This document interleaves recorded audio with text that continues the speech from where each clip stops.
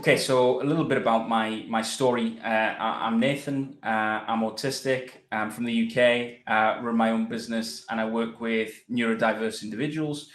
And my own personal story around autism is one of starting as a young boy. I have memories of being very unsettled, very uneasy in traffic jams, and finding it very hard to be in confined spaces, classrooms, queues, things like that for a long time. And I found that very distressing. And I also have some very difficult memories of struggling when things weren't as they should be in routine, really struggling with things like waiting for a bus or waiting for time, a specific time that something would be taking place. So, I always knew I had some slight differences. Again, going back to being a child, I had the awareness that I was more advanced in terms of the way that I spoke for, periods of time with children that were older than me. And I was very much advanced in the way that I was speaking compared to the other children in the classroom. So I was always feeling slightly different, as if I was slightly not the same as other people, but I never really knew anything, in terms of autism or anything to do with neurodiversity or anything like that, in my time as a young person. One of the things that I found very difficult, very distressing during my early years of being at school as a young man was that I always found it very hard to handwrite. In fact, I cannot handwrite at all, and that was something that set me out as someone different, to a lot of the other children, and it made my life very difficult. And as I got older and I started to take more serious examinations in older level school, high school, maybe as many people understand it in the US, secondary school as we call it here in the UK, I realized that I needed some support and some help in order to be able to do things, and be able to actually get through my examinations, in order to be able to move on to, what you would consider to be college and university in the US, and obviously sixth form and university that we have in the UK. And it was at that point that I started to go through the process of a diagnosis for autism. And I was quite late, because I'm told that in the UK, many boys are diagnosed, or the majority of boys who have autism diagnosis have them from below the age of 10. And I was 14 or 15 years of age when I got this diagnosis. And I went through a series of tests. I had a physical test, I had a lot of different sort of psychological tests, that looked at my processing and my the way that I order things and structure of my days and things like that. And so that was a big part of getting the diagnosis that I ultimately did have, with finding out that I was autistic for the very first time. But of course, one of the things that I found most difficult at the time, being 14, 15 years of age, was that people were telling me that I had autism and I had this diagnosis of autism, but I didn't know what it meant. And to me, it almost seemed as if saying, well, the sky's blue, grass is green. It just didn't have any meaning to me. So of course, I went on with my life and got the accommodations to help me with my exams.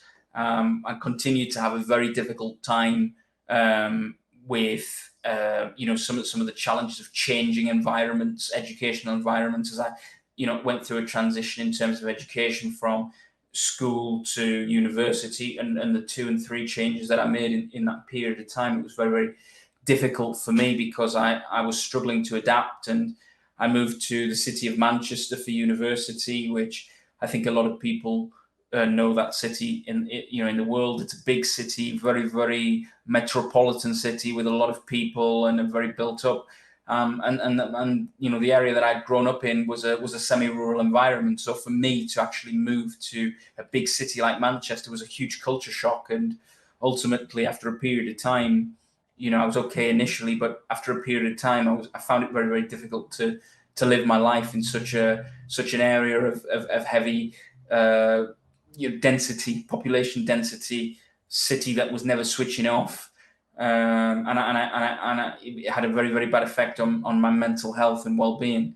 So I knew that that wasn't for me and that wasn't right for me. And I knew that, I could not make the accommodations with my autism to allow me to live in the city. So I think those were the times that I realized things were not going well and I was not able to complete university as a result of that. And it was only when I came back to my native northeast of England that I found for the first time a diagnosis, meaning some context to the diagnosis. And this is, 4, 5, 6 years after my initial diagnosis. A lot had happened in that period of time, and then from there, I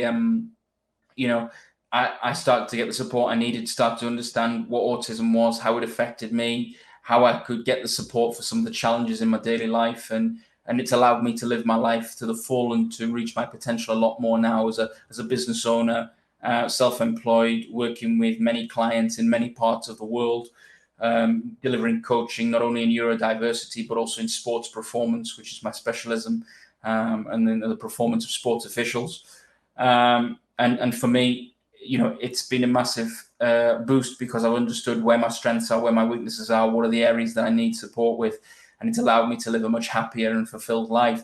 It's also given me the platform to be able to become a trustee of an autism charity and to be able to help other people who are on the autistic spectrum, and the beneficiaries of the charity that may not be as high functioning as I am, to be able to advocate for them at board level at a charity that makes a real difference and impacts the lives of thousands of people is a real honor for me. Something I'm truly proud of, something that I really feel I'm giving back. And I'm absolutely, delighted to be able to do that, to be able to speak at conferences around neurodiversity and sport, and to be able to kind of live a happy and fulfilled life, and to be able to really feel that I'm making a difference is something that gives me a great deal of pleasure every day. I would like to end by thanking the speaker so much for the platform and the opportunity to speak to you guys and young people. And I have to say, I know that some of the challenges that you face with transitions from high school to college to university, in whatever country that you are in, can be very, very difficult. And it's something that I always say, once you embrace the change and embrace the challenge and work with it, you can work and thrive to be your best. There is absolutely no limit to your life just because you may find yourself to be neurodiverse. I really, really want to hopefully give you a message and hopefully tell you that, having had my own experience and been very, very happy running my own business, that I can speak to people all over the world like yourselves. There is no limit. And just because you have a diagnosis does not mean that that is going to limit your life. You can be happy. You can love people. You can have wonderful experiences. You can enrich your life in whatever ways you want. Neurodiversity is no limit. And I really, really want to empower you today to see the possibilities, face the challenges. Everybody has challenges, but you can overcome them in the same way that anybody else can.